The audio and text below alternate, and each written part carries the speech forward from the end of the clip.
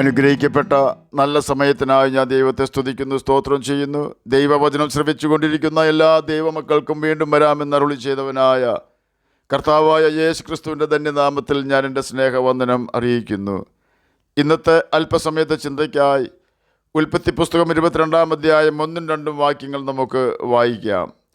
അതിന് ശേഷം ദൈവം അബ്രഹാമിനെ പരീക്ഷിച്ചത് എങ്ങനെയെന്നാൽ, അബ്രഹാമേ എന്ന് വിളിച്ചതിന് ഞാനിതാ എന്ന് അവൻ പറഞ്ഞു.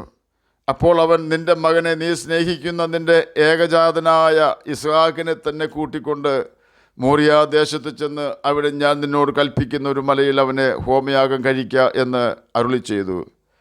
അനുഗ്രഹിക്കപ്പെട്ട വേദവാക്യങ്ങളാണ് നാം കേട്ടത്. സത്യത്തിൽ ദൈവം അബ്രഹാമിനെ പരീക്ഷിക്കുകയായിരുന്നുവെന്ന് തുടർന്നുണ്ടായ സംഭവങ്ങൾ നമ്മെ പഠിപ്പിക്കുന്നു. ദൈവം മനുഷ്യരെ പരീക്ഷിക്കുമോ? ഇതിനെക്കുറിച്ച് യാക്കോബിൻ്റെ ലേഖനം 1-ാം അധ്യായം 12-ാം വാക്യത്തിൽ രേഖപ്പെടുത്തിയിരിക്കുന്ന പ്രകാരമാണ്: പരീക്ഷ സഹിക്കുന്ന മനുഷ്യൻ ഭാഗ്യവാൻ, അവൻ കൊള്ളാകുന്നവനായി തെളിഞ്ഞ ശേഷം കർത്താവ് തന്നെ സ്നേഹിക്കുന്നവർക്ക് വാഗ്ദത്തം ചെയ്ത ജീവകിരീടം പ്രാപിക്കും. അബ്രഹാമിന് ദൈവത്തോടുള്ള അനുസരണത്തെയും വിശ്വാസത്തെയും ദൈവം ഒന്ന് ടെസ്റ്റ് ചെയ്തു എന്നാണ് നാം മനസ്സിലാക്കേണ്ടത്. ബൈബിളിൽ അനേക സ്ഥലങ്ങളിൽ പ്രതികൂല സാഹചര്യങ്ങളിൽ കൂടി കടന്നുപോയ ഭക്തന്മാരുണ്ട്. ഉദാഹരണം ഇയ്യോബ്.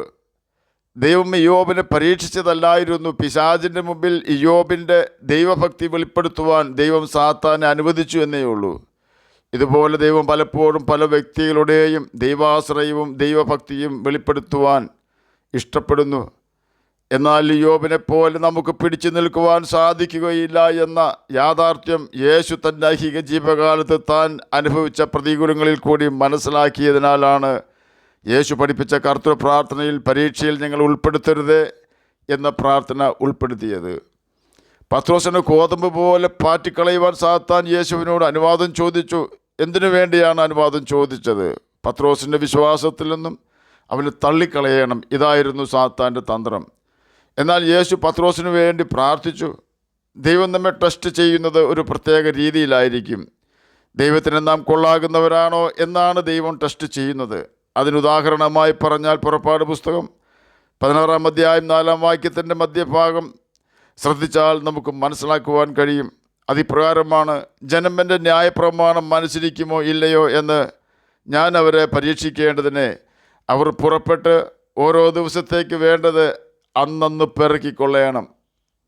പുറപ്പാട് പുസ്തകം 16-ാം അധ്യായം 16-ാം വാക്യത്തിൽ ആളൊന്നിന് ഇടങ്ങഴി വീതം മന്ന പെറുക്കുവാനാണ് യഹോവ കൽപ്പിച്ചത്. പുറപ്പാട് പുസ്തകം 16-ാം അധ്യായം 17-ാം വാക്യത്തിൽ ചിലർ ഏറെയും ചിലർ കുറേയും പെറുക്കി. പുറപ്പാട് പുസ്തകം 16-ാം അധ്യായം 18-ാം വാക്യത്തിൽ അളന്നപ്പോൾ ഏറെ പെറുക്കിയവന് ഏറെയും കുറവ് പെറുക്കിയവന് കുറവും കണ്ടില്ല. പുറപ്പാട് പുസ്തകം 16-ാം അധ്യായം 19-ഉം 20-ഉം വാക്യങ്ങളിൽ പിറ്റന്നാളേക്ക് ആരും ശേഷിപ്പിക്കരുത് എന്ന് പറഞ്ഞു. പുറപ്പാട് പുസ്തകം 16-ാം അധ്യായം 20-ാം വാക്യത്തിൽ എങ്കിലും ചിലർ മോശയെ അനുസരിക്കാതെ പിറ്റന്നാളേക്ക് കുറേ ശേഷിപ്പിച്ചു. അത് ക്രമിച്ച് നാറിപ്പോയി. പുറപ്പാട് പുസ്തകം 16-ാം അധ്യായം 20-ാം വാക്യത്തിൽ 6 ദിവസം മന്ന പെറുക്കണം, 7-ാം ദിവസമായ ശബത്ത് ദിവസത്തിൽ മന്ന ഉണ്ടാവുകയില്ല എന്ന് രേഖപ്പെടുത്തിയിരിക്കുന്നു. പുറപ്പാട് പുസ്തകം 16-ാം അധ്യായം 27-ാം വാക്യത്തിൽ 7-ാം ദിവസം ചിലർ പെറുക്കുവാൻ പോയി, പക്ഷെ മന്ന കണ്ടില്ല.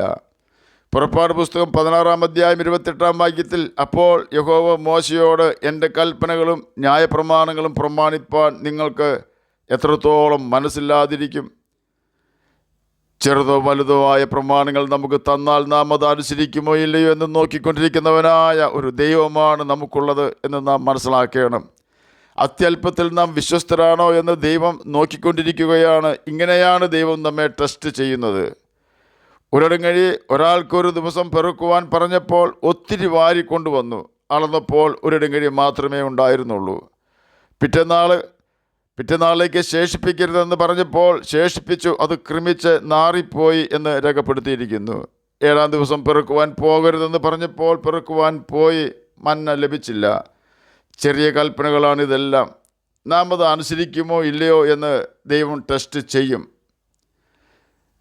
നാം ടെസ്റ്റിൽ വിജയിച്ചു കഴിഞ്ഞാൽ ഒരു ഉയർച്ച തീർച്ചയാണ്. 2-ാം ക്ലാസ്സിലെ ഒരു വിദ്യാർത്ഥി നേരിടുന്ന പരീക്ഷ ജയിച്ചാൽ 3-ാം ക്ലാസ്സിലേക്ക് പ്രവേശനം ലഭിക്കും. അല്ലാതെ ജോലി ലഭിക്കുകയില്ല. അതുകൊണ്ട് ചെറിയ ഒരു പരീക്ഷ മാത്രമേ അവർക്കുണ്ടാകൂ. അതുപോലെയല്ല IAS IPS പരീക്ഷകൾ. വളരെ അധ്വാനം ആവശ്യമായ പരീക്ഷകളാണ് ഈ രണ്ട് പരീക്ഷകളും. കാരണം ആ പരീക്ഷ പാസ്സായാൽ ആ വ്യക്തി ഒരു ജില്ലയുടെ ഭരണാധികാരിയായി തീരുകയാണ് ചെയ്യുന്നത്. അതിനാൽ അത്രമാത്രം കഷ്ടപ്പാട് അതിനുണ്ട്. ക്രിസ്തീയ ജീവിതത്തിൽ നാം നേരിടുന്ന ചില പ്രതിസന്ധികളും പരീക്ഷകളും നിത്യതയ്ക്ക് വേണ്ടിയുള്ളതാണ്. അബ്രഹാമിനെ ദൈവം ടെസ്റ്റ് ചെയ്തു. ചെറിയ ടെസ്റ്റ് അല്ലായിരുന്നു അത്. നാം ആയിരുന്നെങ്കിൽ അതിനെ എങ്ങനെ നേരിടുമെന്ന് നാം ചിന്തിക്കണം.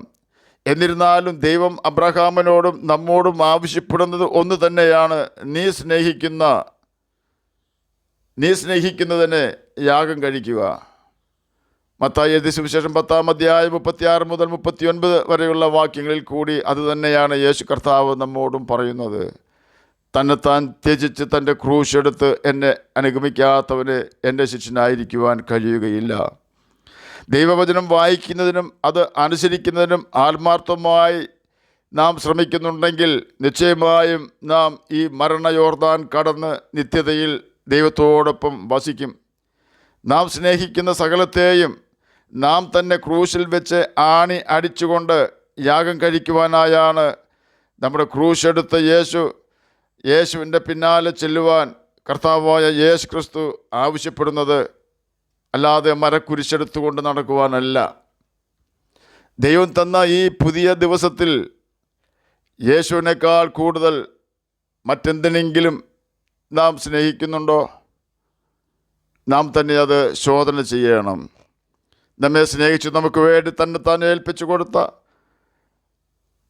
കാൽവരി ക്രൂശിൽ നമുക്ക് വേണ്ടി യാഗമായി തീർന്ന മരിച്ചുയർത്തവനായ യേശുവിൻ്റെ കൽപ്പനകൾ അനുസരിച്ചുകൊണ്ട് നമുക്ക് മറ്റെന്തിനേക്കാളും നമ്മുടെ കർത്താവിനെ നമുക്ക് സ്നേഹിക്കാം.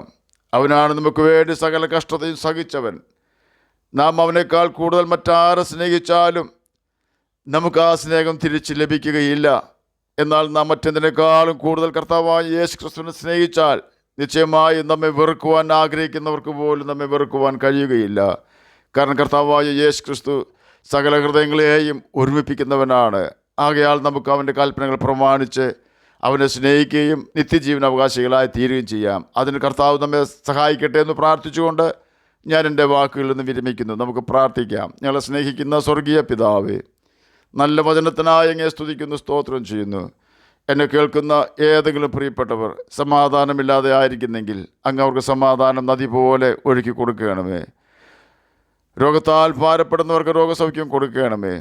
അങ്ങയുടെ വചനം വായിക്കുവാനും ഗ്രഹിക്കുവാനും അതിന് പ്രകാരം ജീവിക്കുവാനും അടിയനെ കേൾക്കുന്ന അങ്ങയുടെ മക്കളെ സഹായിക്കണമേ.